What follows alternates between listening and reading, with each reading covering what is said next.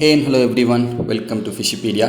Guys, நம்ம already நம்ம சேனலில் ஃப்ளவரான் எக்ஸ்பெரிமெண்ட்னு சொல்லி பார்ட் 1 வீடியோ போட்டிருந்தோம். அதை நான் என்ன எக்ஸ்பிளைன் பண்ணியிருந்தேன் அப்படின்னா, நம்ம ஃப்ளவரான் ஒரு 5 டேஸாக எங்கேயுமே ஸ்விம் பண்ணாமல் ஒரு ஓரமாக போய் உட்காந்துருந்துச்சு.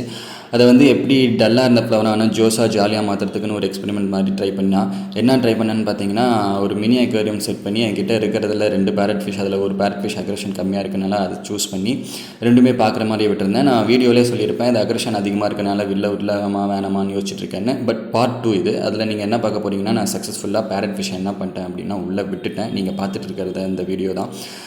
உள்ளே ஃபர்ஸ்ட் நான் விட்டதுக்கப்புறம் ஒரு 2 to 3 ஹவர்ஸ் ஃப்ளவரான் பயந்துட்டு இருந்துச்சு. அதுக்கப்புறம் இப்போ நல்லாவே செட்டில் ஆகி நல்லாவே மிங்கிள் ஆகிடுச்சு, நல்லா வெல் செட்டில்ட் ஆகிடுச்சு. இப்போ நம்ம இது ஒரு தனி 2 feet டேங்க்லையோ 3 feet டேங்க்லையோ எடுத்து ப்ரீடிங் செட் பண்ணோம்னா டெஃபினட்டாக நம்ம அதிகமான ஃப்ரைஸ் குட்டிகளை பார்க்கலாம். நீங்கள் பார்க்கலாம், ஆல்ரெடி நம்ம வீடியோ பார்த்துருந்தீங்கன்னா ஃப்ளவரான் இப்போ எப்படி இருந்துச்சு, இப்போ எப்படி கலர் எப்படி இருக்குன்னு. ஸோ நான் பேரட் ஃபிஷ்ஷை இதிலே விட போகிறேன்னு கேட்டிங்கன்னா கண்டிப்பாக இல்லை. ஏன்னு பார்த்தீங்கன்னா, இது உள்ளே இருக்கிற மான்ஸ்டர் ஃபிஷ், அதாவது கேட் ஃபிஷ் அப்புறம் செனக்கல் ஃபிஷ்லாம் ரொம்ப டிஸ்டர்ப் பண்ணி ரொம்ப பயம்படுத்திட்டு இருக்குது. அதோட பயத்தினால நம்ம ஃபிஷ்லாம் என்ன நிலமையில் இருக்குதுன்னு நீங்களே பாருங்கள். எப்போவுமே ஹைடிங்கில் இருக்கிற நம்ம என்லிச்சினி செனக்கல், அதுக்கப்புறம் டெல்லி பைச்சர், அதுக்கப்புறம் ஆல்பினோ செனகல் எல்லாமே அதோட அக்ரஷன் பார்த்து பயந்து ஓரமாக போய் நிற்குது. ஏன்னா அது அவ்வளோ அக்ரஷன் காட்டிகிட்டு இருக்குது. இப்போ நான் இதே டேங்க்கில் இதை நான் பேரட் ஃபிஷ்ஷை கண்டினியூ பண்ணேன்னா டெஃபினட்டாக எல்லா ஃபிஷ்ஷும் ஸ்ட்ரெஸ் ஆகும். அதுக்கப்புறம் அடுத்த மார்னிங் நான் என்ன பண்ணேன், ஃப்ளவரான் ஃபிஷ் எப்படி இருக்குன்னு பார்க்கறதுக்கு பார்த்தா செனகல்ஸ்லாம் ரொம்ப டல்லாக இருந்துச்சு. அது ஆல்பினோ செனகல்ஸ் ரொம்ப டல்லாக இருந்துச்சு. என்னன்னு பார்த்தீங்கன்னா, நிப்பிங் ஜாஸ்தியாக இருக்குது. எல்லா செனகலும் அதுவும் பர்டிகுலராக பேரட் என்ன பண்ணுதுன்னா, ஆல்பினோ செனகல் ரொம்ப நிப் பண்ணுது. அதெல்லாம் ஸ்விம் பண்ணவே இல்லை. ஒரு ஃபின் லெஃப்ட் சைடில் இருக்கிற ஃபின் ரொம்ப டேமேஜ் ஆகிடுச்சு. ஸோ கேட்ஃபிஷ் பெருசாக, ஆல்பினோ செனகல் பெருசாக, பேரட் பெருசான்னு கேட்டிங்கன்னா கண்டிப்பாக பேரட் ஃபிஷ்லாம் ஒன்றுமே கிடையாது. ஏன் இப்போ அதுக்கு பயப்படுதுன்னா, எல்லாமே சைஸ் சின்னது. இதே ஒரு 8 inch ஆகிடுச்சுன்னா இங்கே நடக்கிறதே வேறு.